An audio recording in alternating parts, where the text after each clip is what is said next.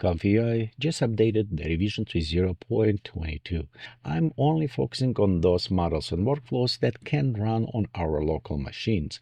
We will be skipping some of this that require additional pay using tokens or API connections. So next, what we're going to do inside the template, we're going here, all template, click down and select ComfyUI. And next, we want to go in our filters and select the news. This way, we'll just order them the latest to oldest.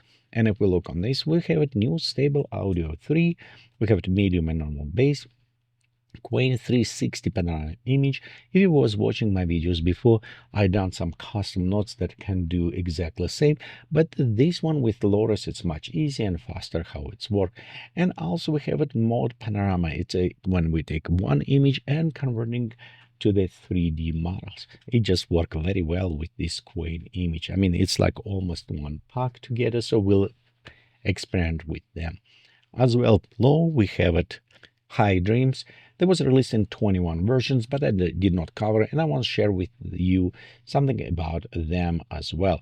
We also have a few video models, and tell you true, like this band dancer, I was looking forward to try experiment and playing, but I cannot find the model. And links that was providing there, they just gone to nowhere.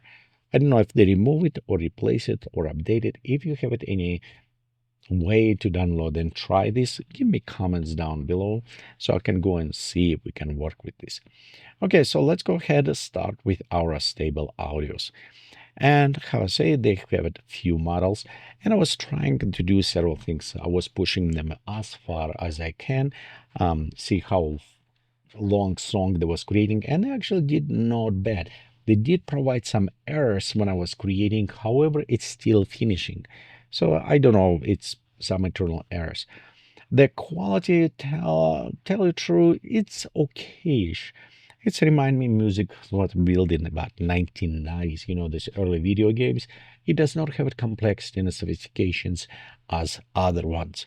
Honestly, it's a little bit flat. I don't know, maybe I'm doing something wrong, but if we're right here, if you can go and listen, the beginning kind of okay, but it's a flat. It does not have its sophistications.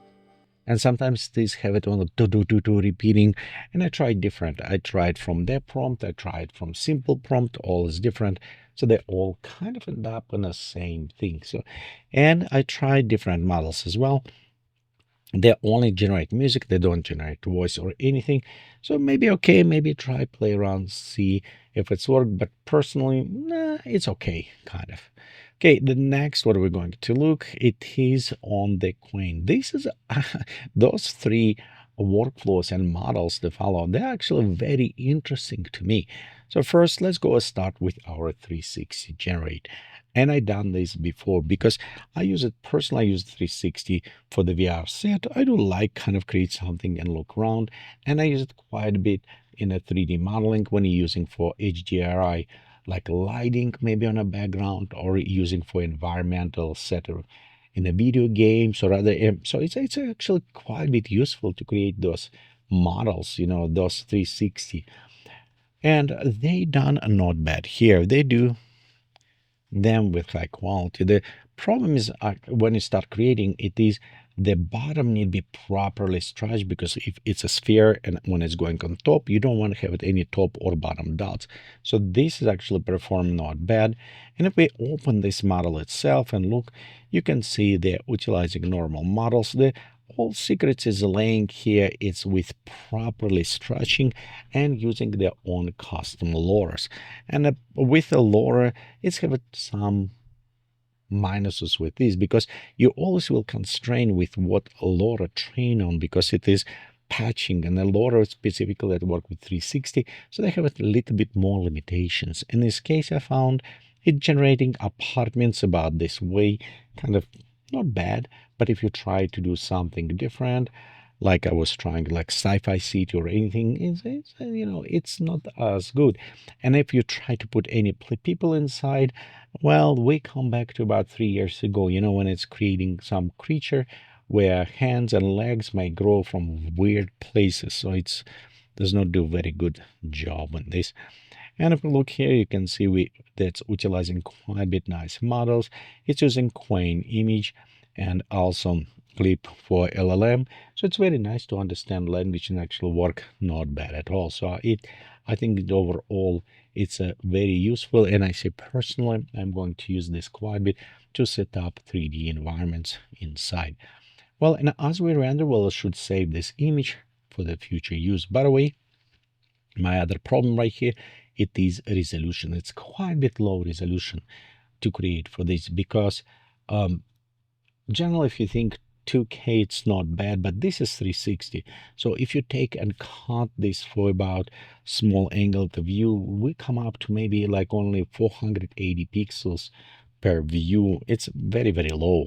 So as we save this image, let's go look on our panorama. And this is first what we're going to use. It's actually asked to load a panorama. We'll just use that same one. And let's go run. Notice it actually generate quite a bit fast. It's using very nice. And as generating, let's look what we have it here. We have it some special models. They are utilizing the model from the Microsoft. It is monocular geometry calculations. So the better we'll see another workflow how it's work. But here we'll just download a few models. We just have a depth mask and a scale. And based on this, it can generate, you can see, very interesting models. Quality of this reminding me of one of the earliest use of the iPhone when it's have LiDAR or other cameras, and you go inside, and I don't know if you remember or not, you can scan and it can create it like inside the building 360 view. So this is kind of remind me the early versions, because if we look in here and look around, you can see a break happen in a mesh, break in a texture you need from one. So it's okay. I don't know what the real. And see right here is our point of view in the middle. So if we just going a little bit more close to that point, hopefully we can look, and well, kind of cover, but we still have it problems inside. So I think it's still be very interesting experiment to do, but I don't see real practical at this point, mostly as we'll see how the technology is growing. It's mostly as a concept for the technology.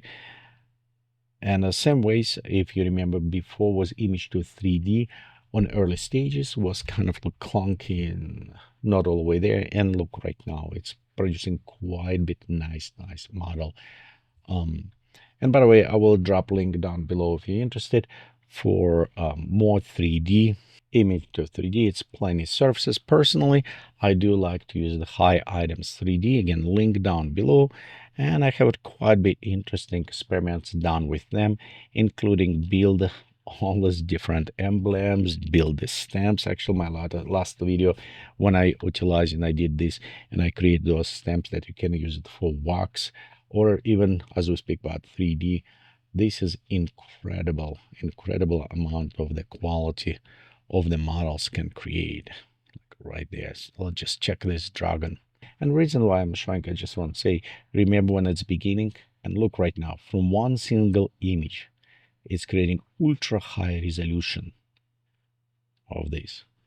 And of course, it's all began with kind of like these clunky models. So hopefully in the future, it will be updated and become much more useful. Well, then the next one is kind of utilizing this, but I like surprisingly, but I think other ones is better workflow. And that's what does, it's allowed us to upload an image. In this case, I was just using SpongeBob. And as model work, it's a split in creating for us the depth map, is creating for us color rate, is creating for us normals and vertical normals. I mean, this is very useful maps we can use in our other workflow, not necessarily to creating 3D, but even editing image, applying and working with general with all of this. And here, let's just run generate. You can see it's a work very fast. It does generating this kind of one preview. If we look backward, you can see there's not really 3D model. It's more reminding me of the early age of these projections when you do with a small parallaxing kind of can create with this. I can see how we can use this in some other areas, but to me, mostly it is this separation is what can use it in other workflow. Well, the next what we're going to look at is two Hydra models.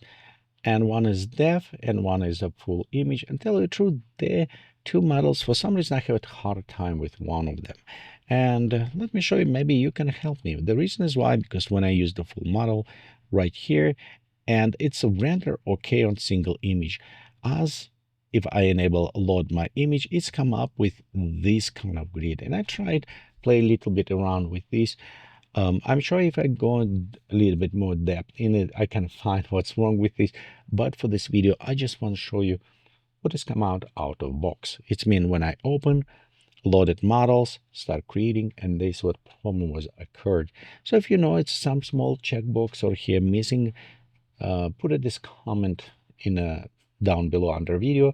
So I'll check and see if find out why it doesn't. This only happened on this specific model when we have a Def FP8, and it's happening when I do with image when we are unchecked and it's work. By the way, the reason is what I was saying, this kind of universal, because this is workflows, two of them workflows, each of them allowed you to generate image from scratch from text, allowed you to edit image based on your text prompt, and also you can modify and just apply some like masking or other things to this. So it's kind of like universal semi tool. My experience with some universal tools, they not perform well. Okay, so right here, this is this workflow, and we're looking on other ones which utilizing FP6. That one work actually not bad. It's performed well here. It's creating, and by the way, other things what I like, they have it here. It is resizing of the image. For example, with megapixels, I have it 4K increase, and if we look, this is have it 248, so it's actually double. It's not 4 megapixels, but it's double from original.